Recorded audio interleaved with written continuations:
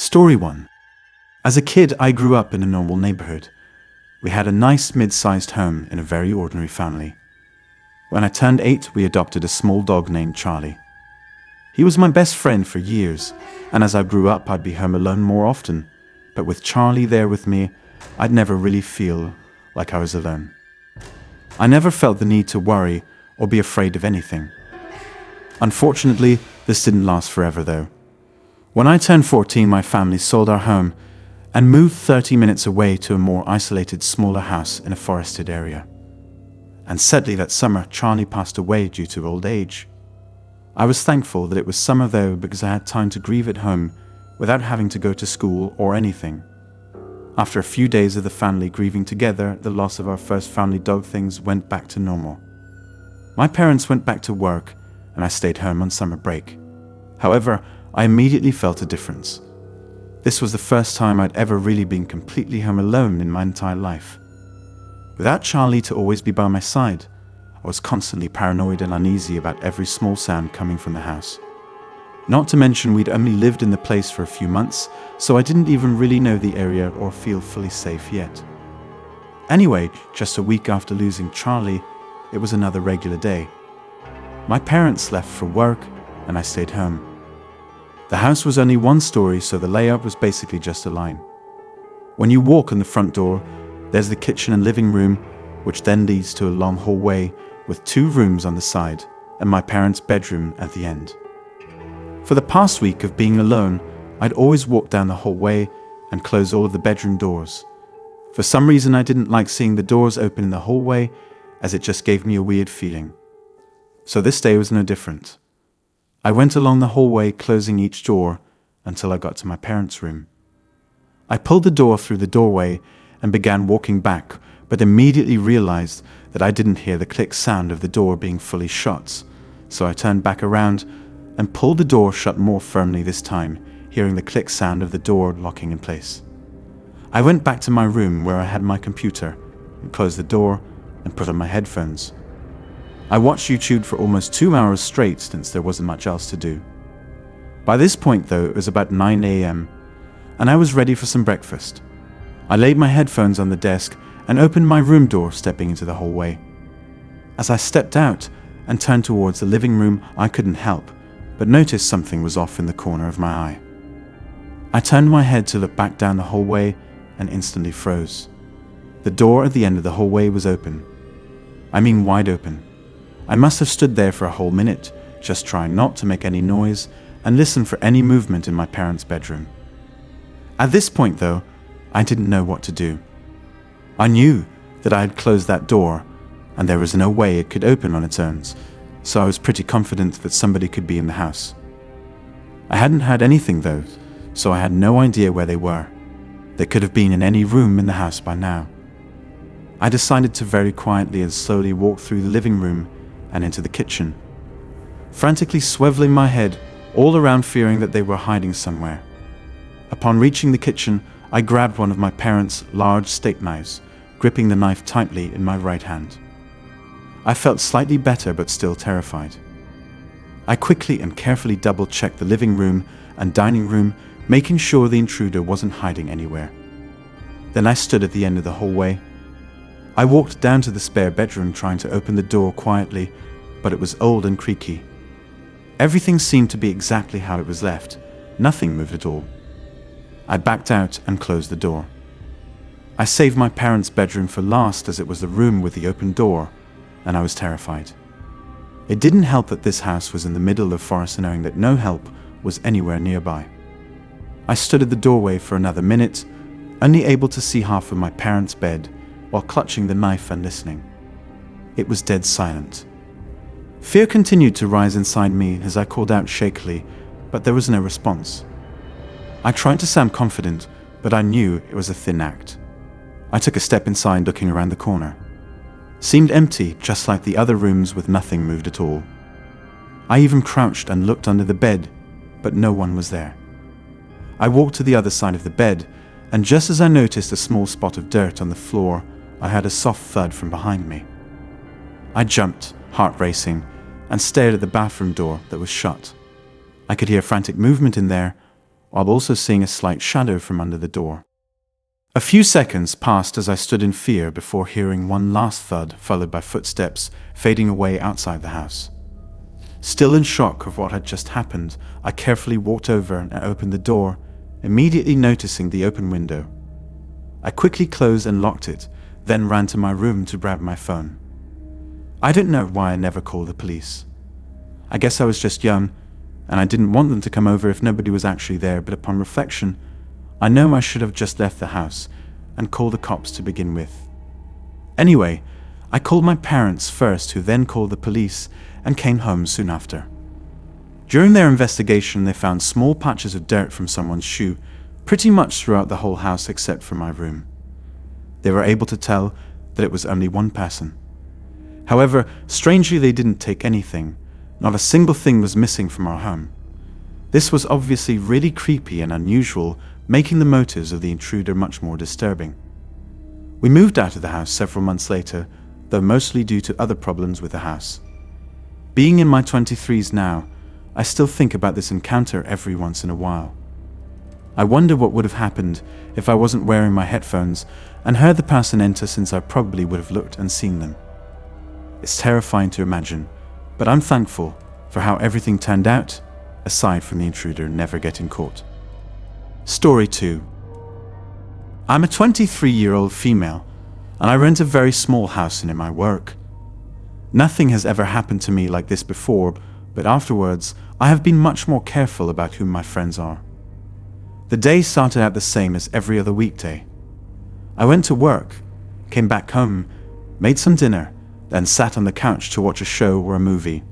Today was Friday, so I liked to go to bed a little later than usual.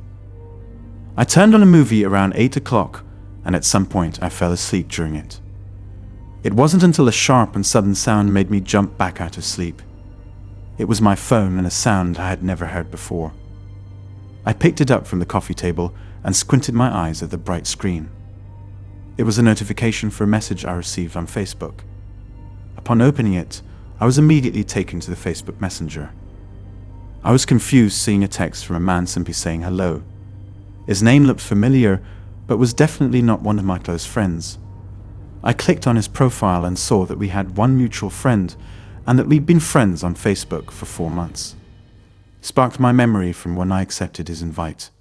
Honestly, I just accept anyone's invite as long as they have mutual friends with me. I don't share anything too private online, so it never really mattered to me. I went back to the Messenger app and just said hi to be polite. They're also beginning to recognize how late it was and how odd it was to randomly text someone at this time. Immediately after I sent it, the 3 dots appeared as the person was typing, followed by a new message. Reading it, I immediately gasped and dropped my phone on the table while looking over at the window. The text read, "I love that movie too. We should watch it together." I didn't see anything outside the window though. It was completely black outside. I was shaking, knowing now that someone was definitely watching me. I felt super uncomfortable too, not knowing how long they'd been watching me. Then I heard my phone beep again and light up with a new message. I was horrified and just stared at my phone on the table, unable to move and too scared to look at the message. I can't even tell you how long I was frozen there, for as everything just felt so strange. Before the doorbell rang, I jumped again now with tears in my eyes from the panicked state I was in. I grabbed my phone and dialed 911, then tried to explain my situation as best I could while overwhelmed and crying. The operator told me they have someone on their way just 5 minutes out, and told me to lock myself in a room and wait for the help to arrive. I agreed, trying to calm myself down. Just as I was ending the call, another message came through, then another, and another, spamming my phone with that awful beep sound before I turned it on silent. I barely got myself to open them and saw maybe 10 or 15 messages in all caps of the man demanding me to open the door. Then the very last message simply read, "Never mind." I didn't know what that meant, but it only took a few seconds for me to find out. A soft bang came from the other side of the house. It was very muffled, as if it were far away though. I stood still listening for a moment before another one, louder this time, echoed through the hallway by the kitchen. Able to hear the sound more clearly now, I could tell it was coming from the basement. I quickly ran to my bedroom, hearing another much louder bang followed by something shattering. I locked myself in the room, crying uncontrollably from the fear of the situation as I listened to the sounds of the man making his way through the basement and up the stairs. I knew I kept the basement door locked, but I was sure the man would break through at any minute. I heard the doorknob rattling, followed by several shoves, as if attempting to push through it, before 3 loud knocks came from the front door. Police open up. I sprinted to the front door, unlocking it and letting them in. There were 2 male police officers, and I think they could see the worry in my eyes. I pointed to the basement door, talking fast and telling them that he was in there, and they immediately took their guns out and rushed in. The intruder's footsteps ran down the steps as the officers opened the door and carefully followed after. They caught the man after a quick struggle. To keep this short, the man had broken in through the window well in the basement, so that's what the noise was. As for who he was, he actually was the man on Facebook. I assumed he was using a fake account or something, but no, that was actually him. He didn't give any reason for breaking in aside from apparently just wanting to talk to me. It was very odd and creepy. I'd never had anything like that happen before, as I kind of just thought these were things that only happened in movies. Later that week, I went through my friends list and removed anyone I didn't know personally. It's sad that I have to do that, but I guess this is the world we live in now. Story 3. I was at home making dinner on a regular night after work. It was around 8 p.m, or maybe even later, and I'd gotten home from work only an hour before. I wasn't making anything fancy, just a small chicken breast and some frozen corn. I had just finished with the chicken and began draining the water from the corn when a light scraping sound came through the house. It was short and quick and not very loud, but the strangeness of the sound made me flinch a little. I continued doing what I was doing, thinking it was just some weird sound that the house was making that I just never heard before. But then again, that same scraping sound vibrated through the walls. It was such an unusual sound, I had no idea what to think of it. I quickly finished plating my food, then went toward the front door to listen for it again, hoping to pinpoint where it was coming from. I waited for maybe 30 seconds, not hearing anything, then went back to the table to eat. Even still at this point, I wasn't thinking anything of it. I was only curious as to why the house was making that sound, but I wasn't worried in the slightest. I spent a few minutes eating, then went over to the couch to rest and watch some Netflix for a bit. But through the show, I would constantly hear that obnoxious scraping sound over and over. Eventually, it was just getting so aggravating that I turned off the TV and just waited listening. When the sound came again, I was able to hear it more clearly coming from somewhere upstairs. I quickly walked up to the second floor, still just annoyed at the house for ruining my night, but also a bit more concerned that there may actually be something wrong with the house. At the top of the steps, I stayed in the hallway, waiting again for the sound. A whole minute went by of nothing, so I began searching the rooms to make sure everything was okay. It didn't seem like anything was unusual or broken, so now I was starting to really get confused and worried.